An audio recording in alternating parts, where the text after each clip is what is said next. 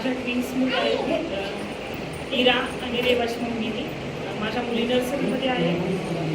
माझ्या मुलींना इथं मी स्कूलमध्ये ॲडमिशन घेतलं.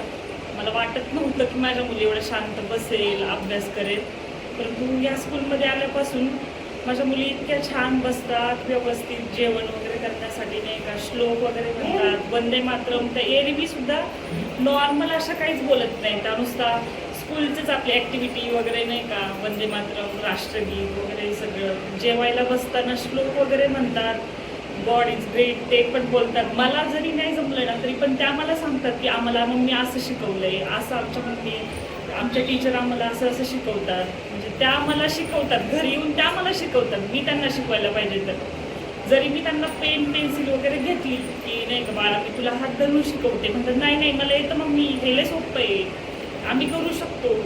म्हणजे नाही का माझ्या मुलीने या शाळेमध्ये टाकल्यापासून माझ्या मुलींमध्ये भरपूर नाही का त्यांची प्रगती झाली, मला तरी असं वाटते. कारण की आता लईच कमी दिवस, फक्त 15 दिवसच झाले, तरी माझ्या मुलीने का छान सगळं बोलतात, शिकतात ते.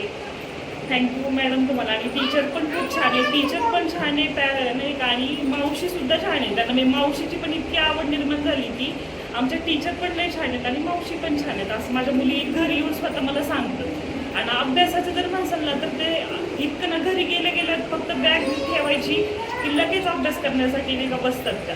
म्हणजे मला सांगायला लागतं बास का नाही का तुम्ही नका अभ्यास करू, तरी पण ते करत राहतात.